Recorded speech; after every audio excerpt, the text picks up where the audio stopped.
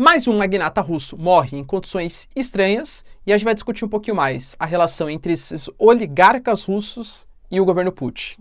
A Alemanha dá o seu parecer sobre a possibilidade de mudanças na União Europeia e também a entrada de novos países, como por exemplo Moldávia, Geórgia e, claro, a Ucrânia. A notícia não é tão positiva assim, enquanto Lavrov dá um ultimato para os ucranianos. É pegar ou largar a possibilidade de paz. Aliás, OTAN e Estados Unidos, vocês não querem a paz, vocês querem destruir o território da Rússia. O Putin estabelece um limite ao preço do petróleo, na verdade, a União Europeia, né, o G7, estabelece um limite ao preço do petróleo, um teto ao petróleo. E o Putin edita um decreto que proíbe a comercialização com esses países. Olha, é problema para o ano que vem, tá? E o Medvedev, que já foi presidente da Rússia e é um grande aliado hoje do governo Putin, faz algumas previsões catastróficas para o mundo, para 2023. Para vocês terem uma noção, guerra civil nos Estados Unidos, desmembramento da União Europeia, Quarto Reich na Alemanha e Elon Musk como presidente dos Estados Unidos. E aí, pessoal, será que ele mandou bem nas previsões? Se vocês querem entender um pouco mais sobre esses assuntos, e muito mais também sobre geografia, geopolítica, atualidades, política, polêmicas, enfim, tudo para você se manter sempre bem atualizado, já se inscreve no canal, deixa seu like, compartilha esse vídeo, que eu, professor Ricardo, conto muito com a sua ajuda. Belezinha? Pessoal, para quem não me segue ainda no Instagram, hein, @prof_Ricardo Marcílio, que lá eu sempre posto notícias, tá? Acho que é bem interessante.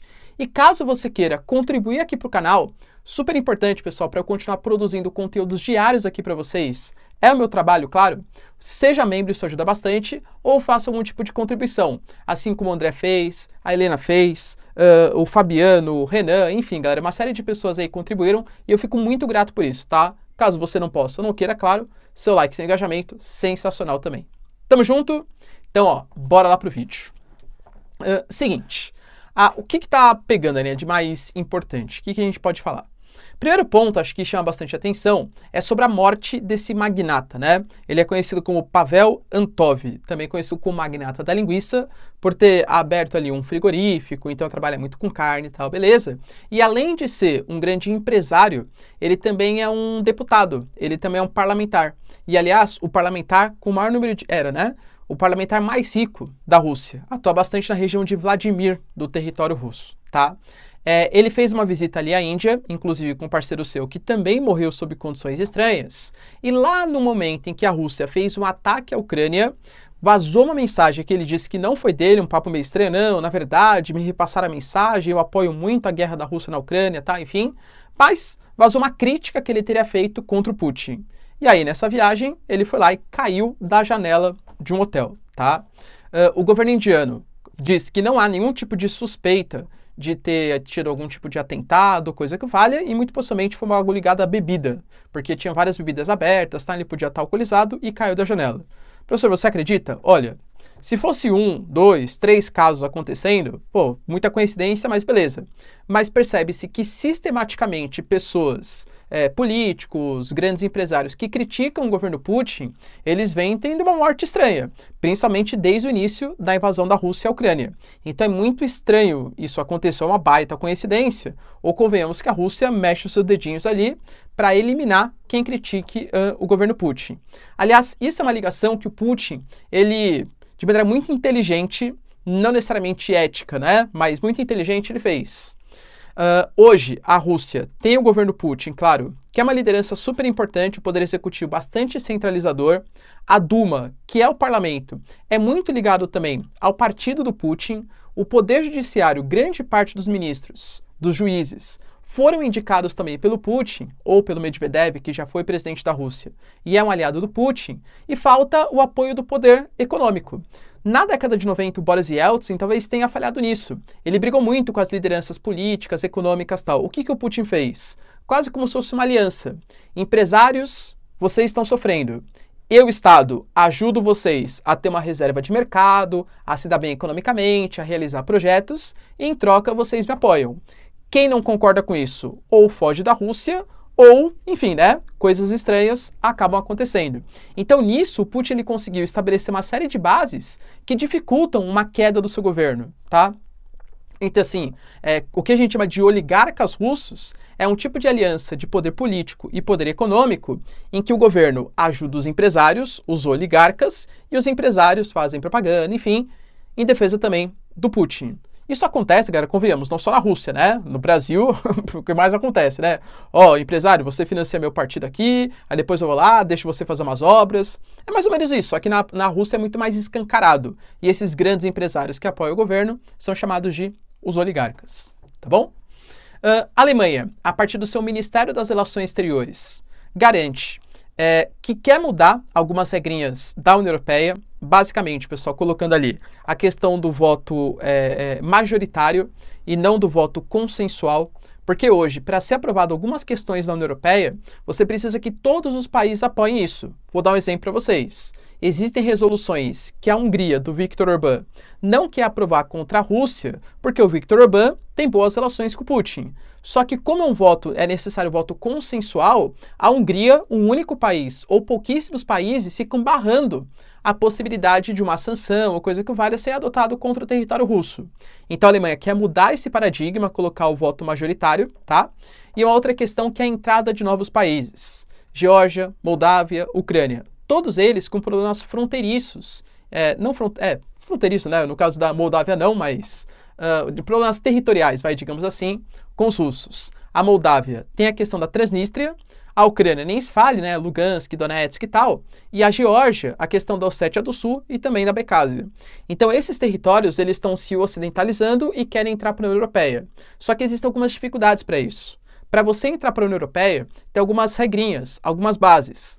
Controle da dívida pública, poder judiciário que seja integrado também ao poder judiciário da União Europeia, e todos esses países, inclusive a Ucrânia, tá? Não acho que não. É um país que sofre com uma série de escândalos de corrupção no país. Série de escândalos, tá? O poder político ucraniano, ele está muito intrínseco ali com casos de corrupção. O poder judiciário cooptado pelo poder político. Então existem coisas que não são transparentes que podem atrasar a entrada da Ucrânia para a União Europeia. E aí, pessoal, será que a União Europeia vai passar um pano para aceitar esses países? Geopolítica, acima das questões regimentares do próprio bloco? É esperar para ver. Lavrov, que é o cara do não, o ministro das Relações Exteriores, dá um ultimato para a Ucrânia e depois que o Putin falou que estava disposto a negociar, o Lavrov falou, e realmente a gente está, só que tem um ultimato, Ucrânia, você tem que decidir. A gente aceita fazer um processo de paz se vocês desmilitarizarem as regiões que forem ocupadas, ou seja, deixar de atacar, e não posso falar no YouTube, ficar aqueles territórios. Ou seja, dá a entender que o processo de paz que a Rússia quer só vai vir a partir da anexação total dos territórios, a não militarização desses territórios e o domínio da Rússia, coisa que eu já falei para vocês, a Ucrânia se nega a fazer. O Lavrov, inclusive, e obviamente, né, pessoal, a Rússia está querendo demais, tá? Esteja bem claro isso. Mas o Lavrov, ele inclusive falou sobre algumas questões relacionadas à luta que a OTAN e os Estados Unidos vem fazendo contra a Rússia. E garantiu, por exemplo, que o interesse que os Estados Unidos e que a OTAN vem tendo não é um interesse de ajuda à Ucrânia. E que, na verdade, eles querem que o conflito ele se intensifique para conseguir derrotar os russos. A derrota vai ser no campo de batalha, mas não é pelo campo de batalha. É uma derrota geopolítica. Eles querem minar o Oriente. Inclusive falou que a retórica, por exemplo, mais belicista, mais nuclear, ela não parte dos russos. Falou, por exemplo, que o Zelensky, quando fez... Vocês se lembram, né? A gente até gravou vídeo sobre isso e tal. Que caíram mísseis ali na Polônia e a Ucrânia acusou os russos. Até hoje a história tá meio estranha, né? Mas supostamente a Ucrânia foi se defender de mísseis russos e alguns mísseis perderam o controle e caíram na Polônia. O Lavrov falou, olha, o Zelensky fez uma baita palhaçada ali com vocês, a sorte é que a União Europeia e os Estados Unidos resolveram investigar. E aí viram que não era míssil russo, e sim míssil ucraniano, tá? E falou que o Zelensky, por exemplo, ele pede um ataque preventivo nuclear contra a Rússia. Falou, por exemplo, da Liz Truss, enquanto ela nem era primeira-ministra do Reino Unido, mas sim participava da parte de defesa ali dos britânicos. Ela disse que estava disposta a usar armas nucleares contra os russos. Então, segundo Lavrov, essa narrativa mais belicista nuclear não parte da Rússia, e sim do Ocidente. Agora, convenhamos que a Rússia também já falou inúmeras vezes, tá, sobre o uso de armas nucleares para defesa do seu território. Quando eles falam de armas nucleares, eles também alegam que é para uma defesa deles, né? Geopolítica, mundo da hipocrisia. Os países ali do G7 e alguns outros membros também, eles adotaram um teto ao preço do petróleo. Por quê? A Rússia sendo sancionada, ela vende menos petróleo. Se ela vende menos petróleo, naturalmente, lei da oferta e da procura, o petróleo fica mais caro. Ou seja, a Rússia vai vender menos, mas vai ganhar mais por litro que ela vende, por barril de petróleo que ela vende. Então isso estaria prejudicando o mundo, porque aumenta o preço dos combustíveis e aumenta a inflação, e não estaria prejudicando tanto assim a Rússia. E grande parte das seguradoras que fazem o seguro de transporte de frete dos produtos que a Rússia vende para outros países são empresas europeias ou dos Estados Unidos. O que esses países fizeram? Países que querem ter o seu frete segurado ou que querem comprar dos russos têm que estabelecer um teto, $60. Passou disso, a empresa europeia não vai fazer o seguro para cobrir esse trajeto. Ou seja, na prática, mais de 95% do trajeto é feito por seguradoras aí, do mundo ocidental. Isso inviabiliza que a Rússia venda petróleo para outros países que utilizem esse tipo de via. Claro que, por exemplo, Índia, China, alguns países da África, já tem algumas vias alternativas. Mas o Putin, considerando que isso é totalmente anti-mercado e tenta minar o crescimento da Rússia, editou um decreto e falou, beleza, vocês querem estabelecer teto ao preço do petróleo? Primeiro, eu vou reduzir de 5% a 7% a minha produção de barris para 2023, vai aumentar o preço e mais.